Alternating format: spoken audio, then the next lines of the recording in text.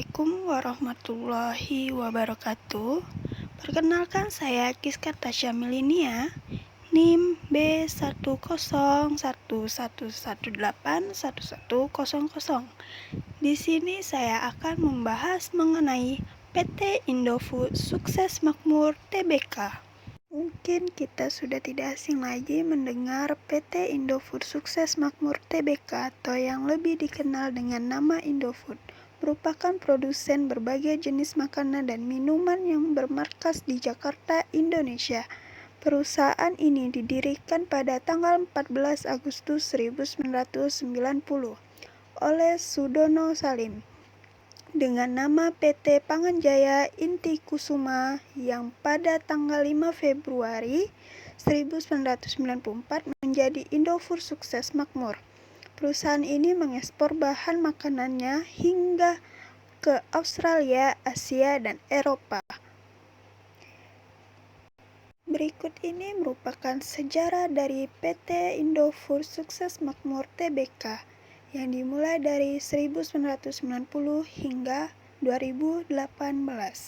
Mengenai operasional dan anak perusahaan, setelah reorganisasi pada tahun 2009, INDF tidak lagi memproduksi makanan dan minuman secara langsung, melainkan lewat anak usahanya, yaitu PT Indofood CBP Sukses Makmur Tbk.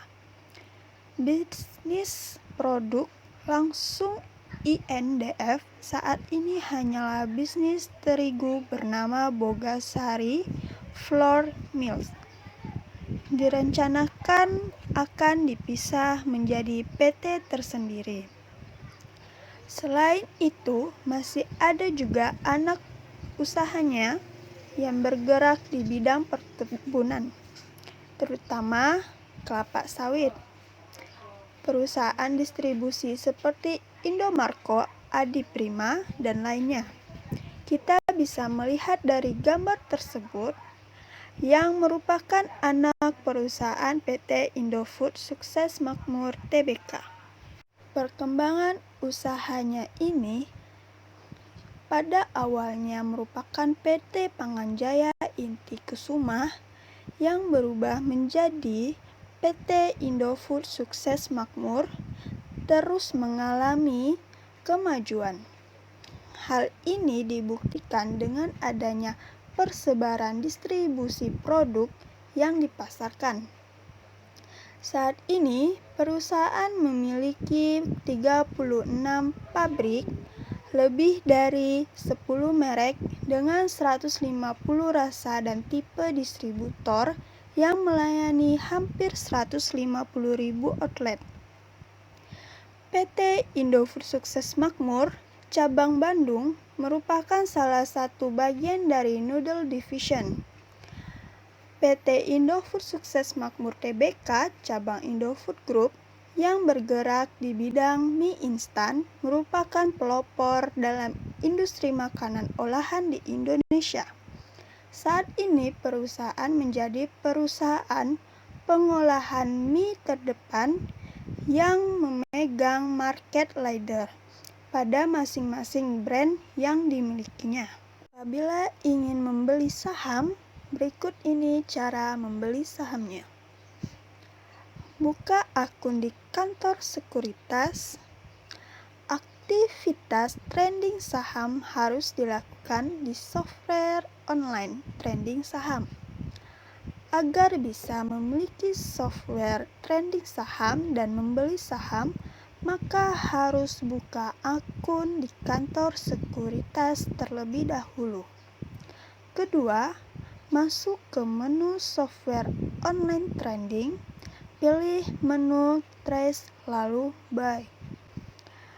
Ketiga, sebelum membeli saham Indofood, perlu diketahui bahwa perusahaan Indofood yang go public di Indonesia memiliki dua tipe, yaitu PT Indofood Sukses Makmur Tbk yang produksi utamanya sambal, bumbu masak, minyak goreng, susu, dan lain-lain.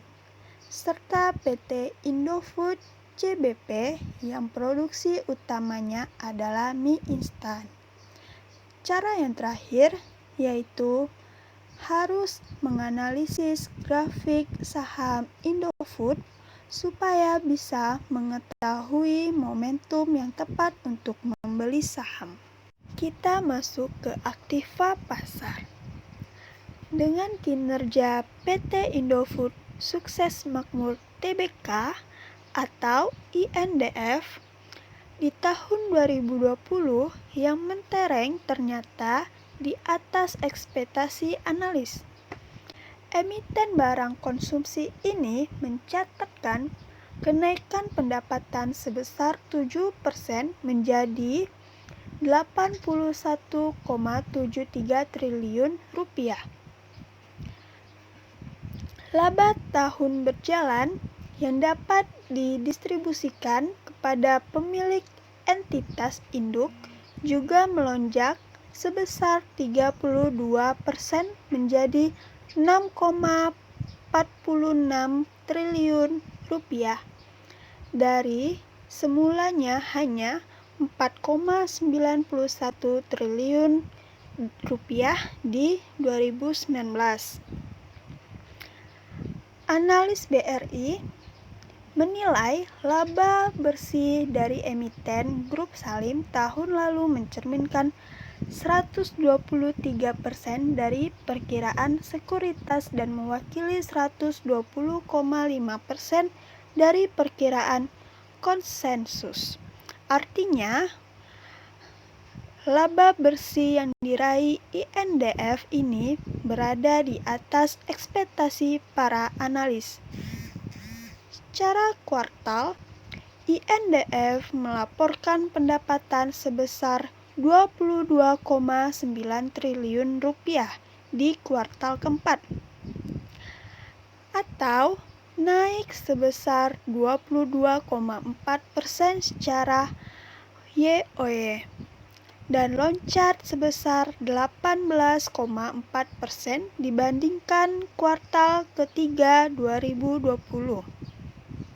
Berdasarkan divisi, PT Indofood CBP Sukses Makmur Tbk atau ICBP dengan segmen distribusi melaporkan pertumbuhan terkuat masing-masing sebesar 10% YoY. Pendapatan dari segmen agribisnis tumbuh 7% YoY berkat harga jual rata atau average selling price atau ASP yang lebih tinggi dari komoditas minyak sawit atau CPO dan produk hilir lainnya. Namun, dengan produksi yang lebih rendah, volume penjualan CPO tahun lalu turun sebesar 15% YoY. Sementara volume penjualan palm kernel atau PK turun sebesar 17% YoY. Sementara itu, Bogasari membukukan pertumbuhan pendapatan yang cenderung datar, yakni hanya sebesar 1% YoY yang sebagian besar ditopang oleh kenaikan volume penjualan. Kita masuk ke bagian IPO. Nah, IPO ini merupakan kondisi yang mana perusahaan akan menjual sebagian sahamnya kepada publik atau masyarakat umum. Dapat dilihat pada gambar tersebut, tanggal IPO-nya PT Indofood Sukses Makmur yaitu 14 Juli 1994 dengan saham penawaran sebesar 21 juta rupiah, dengan saham pendirinya sebesar 742 juta rupiah, dengan total saham yang terdaftar sebesar 763 juta rupiah. Nah, mengenai fluktuasi di sini, kinerja perusahaan tidak terlalu terpengaruh oleh pelemahan rupiah dan 2 kali kenaikan suku bunga acuan Bank Indonesia. Manajemen mengklaim perseroan masih dalam kondisi stabil. Kondisi keuangan perseroan saat ini masih stabil. Pengaturan pinjaman dalam bentuk rupiah dan dolar masih dalam rasio yang sehat, sehingga gejolak rupiah belum terlalu berpengaruh pada kinerjanya. Income dari domestik dan ekspor juga baik. Fluktuasi nilai tukar rupiah terhadap dolar Amerika Serikat sejak awal tahun ini berimbas pada akan harga tepung terigu. Tepung terigu yang dari sisi bahan hingga pengolahan masih impor tersebut membuat PT Indofood Sukses Makmur Tbk sudah mulai menaikkan harga jual produk-produknya. Namun, kenaikan itu tidak terlalu tinggi sehingga tidak dirasakan sangat signifikan oleh konsumen. Kenaikan harga jual tepung terigu sebesar 2 hingga 3% tidak begitu signifikan, padahal kenaikan dolarnya sudah berkisar 10%. Jadi tidak masalah kenaikan harga jualnya. Untuk memitigasi resiko yang lebih berat dari fluktuasi nilai tukar, maka terus menggenjot kinerja seluruh divisi usaha INDF, khususnya untuk ekspor. Selain itu juga terus melakukan inovasi dengan menghadiri produk-produk yang bervariasi sesuai dengan selera pasar. Mengenai prospek ke depannya, memasuki tahun 2021, kinerja PT Indofood Sukses Makmur Tbk diperkirakan punya prospek yang lebih baik dari tahun lalu. Pada tahun ini diperkirakan daya konsumsi yang membaik akan menjadi katalis positif bagi INDF. Kinerja INDF tahun ini diperkirakan mayoritas masih akan didukung oleh ICBP yang berpotensi meningkat. Salah satunya dari kenaikan penjualan mie instan di Timur Tengah yang akan menjadi pendorong pertumbuhan anorganik ICBP. Prospek INDF ke depan masih sangat menarik, apalagi dari segi valuasi. Menurutnya, INDF saat ini tergolong masih undervalued. Ditambah lagi, tahun ini mulai ada indikasi perbaikan konsumsi masyarakat serta harga komoditas yang cenderung menguat. Mengenai penguatan harga komoditas, maka INDF akan diuntungkan oleh kondisi tersebut, terutama untuk segmen agribisnis dan bogasari ke depannya. Sekian pembahasan dari saya. Wassalamualaikum warahmatullahi wabarakatuh.